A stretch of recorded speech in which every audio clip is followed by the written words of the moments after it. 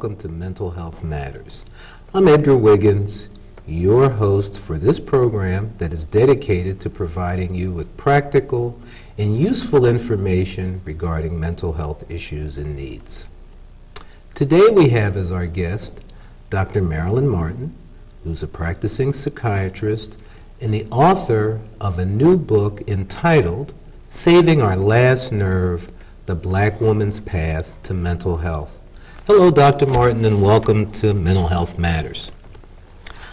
I'd like to start off by asking you about the title, Saving Our Last Nerve. Where's that come from? You are getting on my last nerve. It's a phrase that many people have heard in the African American community. It's common. It talks about our ability to cope. And so the book is trying to talk about that, the importance of protecting our coping ability before we have more difficulties. My mother used to talk about you are plucking my last nerve. And I knew when I was at that point it was time to stop doing whatever I was doing, because her coping ability, as you describe it, had eroded significantly. So, let's start out by talking about whether or not you think there are some special challenges to African American women in terms of coping, stress, mental health, and related areas. Well, there are multiple stressors that African American women deal with, from limited income to racism, and multiple stresses raising families, sometimes on their own, substance abuse. And so the book tries to address a lack of information that's out there. The book tries to look at different ways that we cope that may be more or less successful for us, but also to look at the idea that in our community, we have not really talked about our nerves.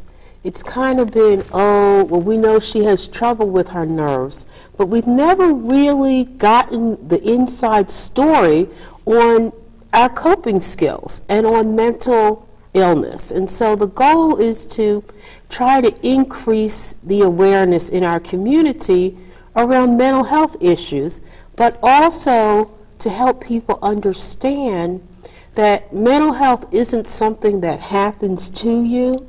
It's something that we can participate in. We can own this before we actually lose our last nerve.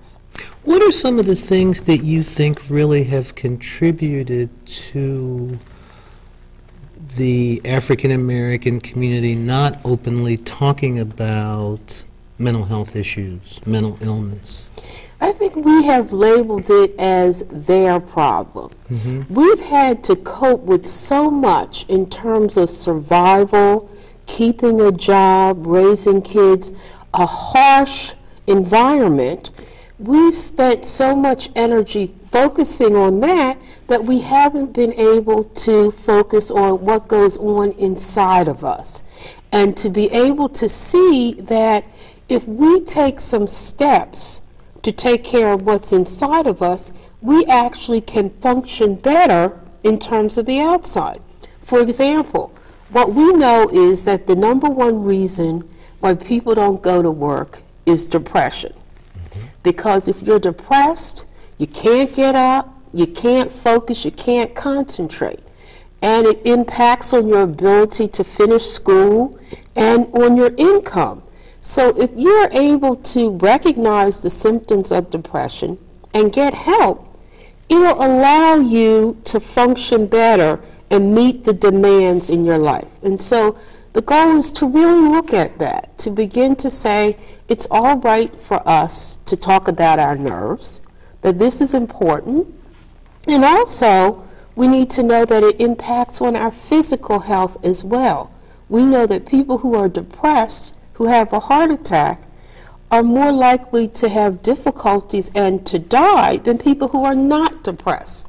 So this is an important issue. It impacts upon us in ways that we have not been aware of in the past. So even in terms of an acute problem, physical problem, and also chronic diseases, that there's a relationship between our mental health and the progress of that disease, whether things get better, whether things get worse, what our recovery is like, and so forth. Okay. And then one of the things that also is important is, as my role as medical director for Maryland Health Partners, we look at the public's health in general in Maryland. And what we know is that when African Americans get help, we get help in a crisis. We call Baltimore crisis response. We don't go and get counseling when we had 3 of our family members die in a car accident. We don't understand that that may have some impact upon us, and it's okay to come in, do a little bit of talking, whether it's with your pastor or with somebody, to kind of process what has happened so that it doesn't impact negatively on us. And so the goal is really to help us. A lot of people say, I don't need a psychiatrist. I don't want to go to a psychiatrist. I'm not crazy. But what are we doing to prevent us from having to go to the emergency room?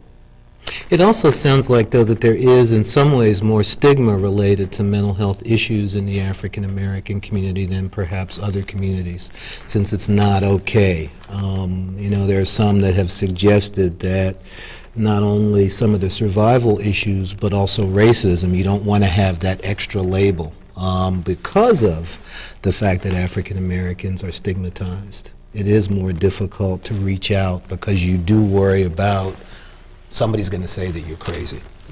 And in a way, telling us that we are not allowed to have depression or anxiety is kind of saying that we're not human, that we don't react in the same way as everyone else to loss or stress.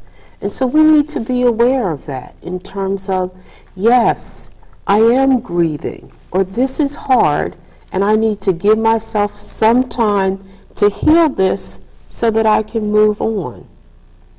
Let's talk about some of the chapters in your book and some of the specific things that you focus on in terms of trying to help women, but I think also by helping women in the African American community, really helping families move along this continuum toward mental health. Well, each of the chapters is named for an African proverb, like the one on spirituality and mental health. When one is in trouble, one remembers God. And so I try to look at pertinent issues for African American women in terms of looking at how have they coped with previous losses in their life. When they buried their mother, who they were still fighting with, and she died suddenly, have they really worked that through? Or are they having difficulty every Mother's Day when that comes up and it's very difficult for them? Or are they finding that when they're really stressed, they're shopping and running up their charge cards, and then they're depressed when they can't pay their bills?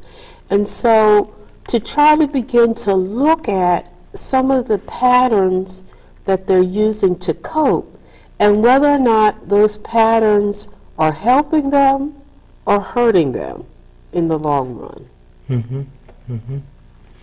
What kinds of other things have you found as a psychiatrist that led you and really inspired you to write this book?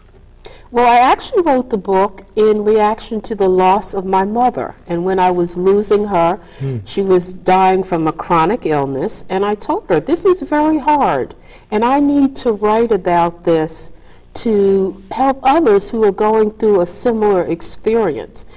Because I could see that there was not a lot of literature out there that talks about grief and depression and loss in our community, but also there's a lot of literature out there about stress management and coping that we haven't been talking about in our community. Like in the book, I mentioned meditation and the idea that, yes, African Americans can learn how to meditate, that this is something that we know is helpful in terms of stress management. But because it hasn't been something that we normally would do, we haven't considered adding that to the things we can use to cope. In terms of your writing this as part of your process, how did it affect you? It was a very positive thing for me. The book has actually done very well. One of the pharmaceutical companies actually is using the book to give away to African American women to learn about mental health. And so the book is really getting out there, and the goal was to help people know you're not alone, that this is normal if you feel grief after a loss. And it's okay to feel that and work it through, but also to know that it doesn't have to control the rest of your life, that you can grieve and then move and grow. And that's really the point, is to help people understand that we're going to have stresses in our lives. That's the bottom line. What the old 3 things for sure in life: death, taxes, and trouble. So we know there's going to be trouble. The question is, how are we going to deal with the trouble? Is the trouble going to deal with us and continue to deal with us, or are we going to learn ways of dealing with trouble? Very important words. And we want to talk more about this important book, but first we need to take a break, and we'll be right back. When Raymond was 6, I was afraid to take him to the playground because they were doing drugs. When he was 10, I couldn't let him play ball in the schoolyard because of the gangs. When he was 15, I wouldn't let him go to any dances because there could be a fight or a shooting. Now he's a man, and I realize he's never been a kid.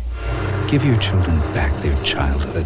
Do something now. Call 1-800-WE-PREVENT. Together, we will take a bite out of crime.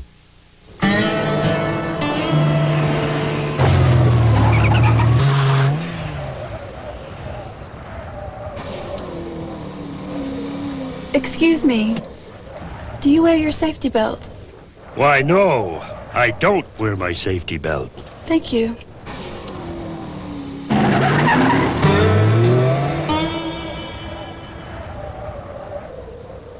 You could learn a lot from a dummy. Buckle your safety belt. I don't know, I'm missing something there. This is New Guinea. It's so powerful. I don't see it. I'm having an out-of-decade experience. I was walking and came upon a fountain which bore the sign, "Don't drink the water." Do you get The beggar this? carries a Isn't sign it saying, "I'm fantastic?" blind." What does this poem mean to me? It's like a collage of images. Let's face it, not every cultural activity appeals to everyone. Finding an oasis.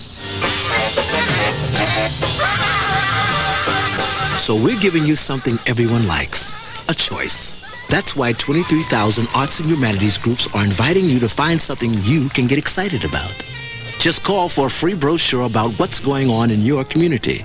I think I'm getting into this. They're tuning up. The arts and humanities, there's something in it for you. There's a lot going on in your community. For a free brochure on how to get involved, call our toll-free number.